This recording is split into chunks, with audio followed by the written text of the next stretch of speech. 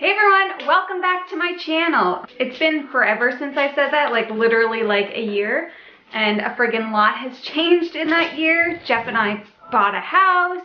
We added a new member to our family. She's right here. Can you come up? Hey puppy, look over here. Juju, look. She's pretty cute, huh? This is Juno. Juno is our new dog. She's a Huskita, so a Husky Akita mix. She is just a bundle of joy, and she is just so sweet, and we love her, but sometimes she's bad and she's very needy. So if you hear little clickety clacks all over the floor, that's her, because she apparently cannot leave me alone. And there she goes running down the hall. So yeah, like I said, it's been a really long time, but I just bought a new camera and I'm really excited about it. So I think I'm going to attempt to start making some more videos. Whether or not I'll still be doing a lot of videos on this channel, I don't really know. I feel like me creating a booktube channel really kind of like kept me into this bubble, and there's a lot more that I'm interested in besides books.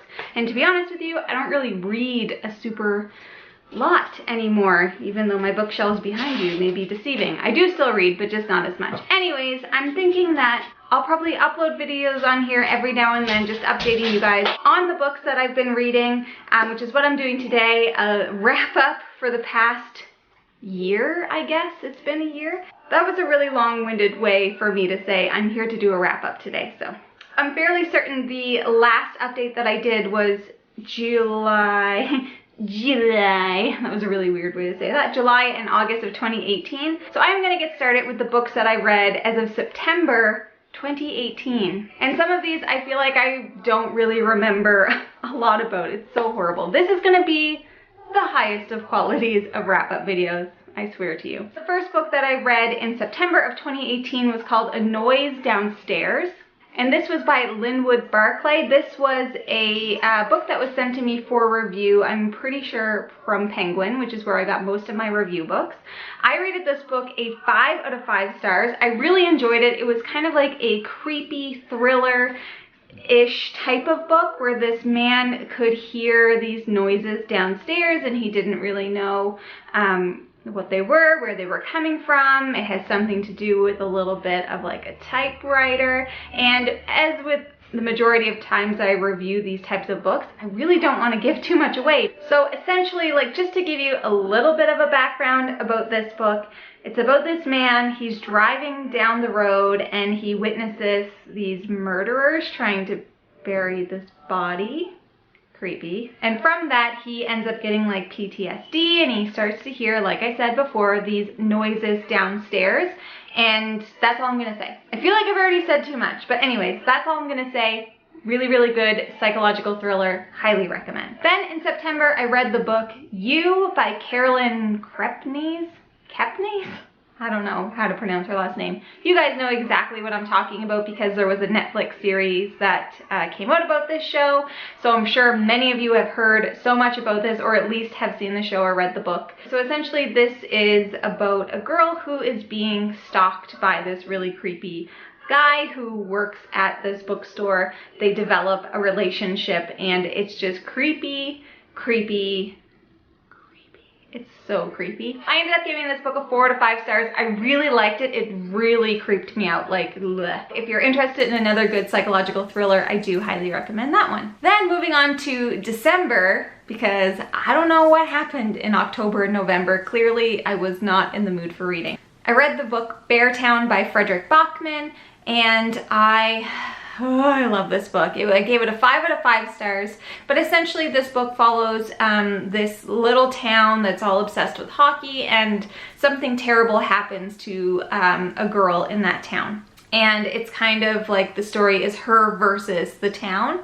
And it's written really, really well. There is a sequel, which I do own, but I haven't read yet, but I'm looking forward to reading it. So 5 out of 5 stars, highly recommend. Moving into January, I read A Dog's Way Home by Bruce W. Cameron. I just love his books so much. This is like the 3rd or 4th one that I've read, and I can't get enough of them. They're so heartwarming and also so depressing, but I love them. This one is about this dog who is a rescue, and he ends up running away from home. That's not really true, but I'm not going to tell you the story. He somehow manages to get away from his home, and he's trying to make the journey back to his home and to his person. It is incredibly sweet. It is just, it's funny, it's cute, it's told from the dog's perspective, which is very endearing and just amazing. I believe that they have either made a movie about this already or they're going to. I don't remember. I haven't seen it yet if it's already out, but I highly recommend. That was a 5 out of 5 for me, just like all of his books are. The next book that I read wasn't until March of 2019, and another one that is just like really heart-wrenching, and that was the Tattooist of Auschwitz, and that was by, I've got my Goodreads here, Heather Morris. This is based on a true story about a man who was sent to a concentration camp during World War II, and he ended up getting the job of tattooist. So he was tattoover, or however they said it. So he ended up being the one who had to tattoo the numbers on all of the Jewish prisoners' arms. And it's just his story of survival. And like I said, it's based on a real person. And it's just, you know, any book that's going to be about the Holocaust is going to be incredibly sad and depressing, but it is so good. This book is written so well. Definitely recommend you read it. It is very, very good and sad. Good and sad. So I also read Renegades by Marissa Meyer. Those of you who have been watching me for a long time probably know that Marissa Meyer is like my favorite. I love everything she writes, so no surprise that I also love this one too. It did take me quite a long time to read, but essentially it's about superheroes and anti-heroes, renegades and not, is it anarchists? Anti-something. Unbelievable. Can't remember. Oh, I know. Arch enemies. I don't know. Renegades, and I'm not going to remember it, so I'm not even going to try. It's really good though. I ended up giving it, of course, a 5 out of 5 stars because I just love Marissa Meyer. Her books are so captivating and they're fun and they're, you know, easy reads. I love the characters. I am very much so the type who needs to have good characters in order to like a book. So love the characters, love this book. Now we're going to move into a time in my life where I am reading a shit ton of self-development books. I don't know if self-help is the right books, but self-development, businessy, leadership, coaching type books. Just kind of where I'm at in my life right now, where I'm at in my career and the things that I want to accomplish. So I've read quite a few in the past few months. Starting with Unfuck Yourself, Get Out of Your Head and Into Your Life. And this is by Gary John Bishop. I ended up rating this one a 4 out of 5 stars. I really enjoyed it. It was relatively quick and relatively vulgar, which I'm not opposed to. Essentially just one of those books to kind of pump you up and be like, this is why you need to get out of your own head in order to accomplish the things that you want to accomplish. It's not the best self-help book that I've read, but I did really like it. I learned a lot from it. Jeff read it too and he really liked it as well. So if you're looking to kind of get into the self-help, self-development type books, this is a pretty good one to start with because it is just very quick and easy to grasp. The next one that I read, and I have to look at my phone because it's got a stupid long title, How to Stop Feeling Like Shit, 14 Habits That Are Holding You Back. And this is by Andrea Owen. This one just kind of came up on like a recommendation thing on Audible, so I was like, whatever, I'll read it. Had pretty good ratings. I only ended up giving this one a 3 out of 5 stars. Mainly because I felt like it was a lot of common sense stuff and common knowledge. And to be fair, I'm not really feeling like shit, and I wasn't really in that headspace in order to find this book super helpful. But I do see the value in it if you're kind of feeling down or whatever and you want a book to figure out how to stop feeling like shit, then maybe this is a good book for you. Worth a read, not my favorite. There's a lot of swear words in these books. But anyways, the next one is, of course, The Subtle Art of Not Giving a Fuck. And this is a counterintuitive approach. One moment. This is a counterintuitive approach. I should have had this up before I started talking. A counterintuitive approach for living a good life. And this is by Mark Manson. This one is super popular. You guys have probably seen it everywhere. Bright orange cover.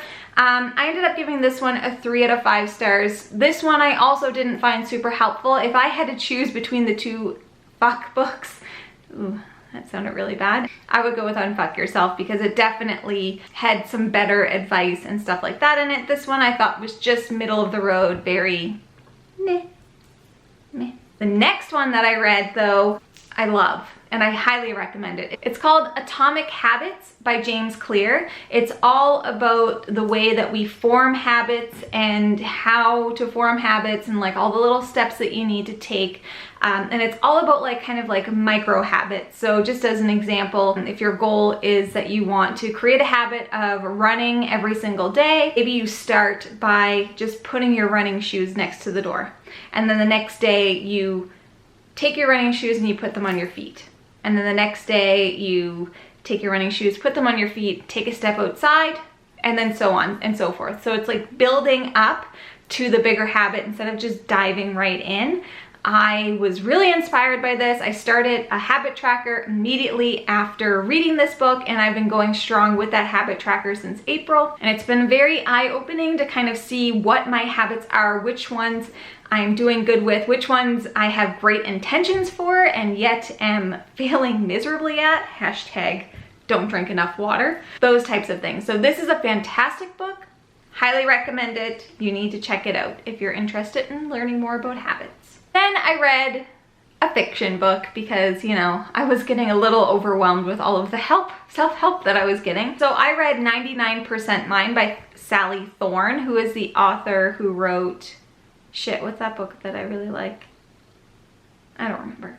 I ended up giving this one a 3 out of 5 stars. I was really enjoying it at the beginning, and then throughout the middle and near the end I was like, ugh, because the guy was very protective, possessive, and I'm not into that. Like, it was just made to be super romantic and it just wasn't. So essentially it's about this girl who is living in her grandmother's old house, and then a guy from her childhood who she grew up with very, very close to comes to help fix up the house, and then, you know, romance and all that crap. But he was just so protective, like, ooh, this guy looked at her, I'm getting pissed off. Like, I friggin' hate that. It's stupid. It's very stupid. I liked it, but I didn't like it, so I only gave it a 3. Meh. The next book I read was Dare to Lead by Brené Brown. Brené Brown is an incredibly popular name and has been for quite some time, but essentially this book is just about stepping into your vulnerability and having the courage to be brave and to lead and be a leader and all of these things. I ended up giving this one a 4 out of 5 stars. I really liked it. Brené Brown is a super smart lady. She's got some fantastic tips and ideas and insights onto the topic of vulnerability, which is a difficult word to say. So I'll just update you on what I'm currently reading as well. I've got like 3 books on the go. 4 books on the go. Oh my god, what a mess. I'll start with the fiction book that I'm reading. I am reading Arch Enemies. Is that what it's called? Arch Enemies? Anyways, it's the second book to Renegades by Marissa Meyer. I'm not very far in, only a few chapters, but so far so good. I am also reading The Coaching Habit.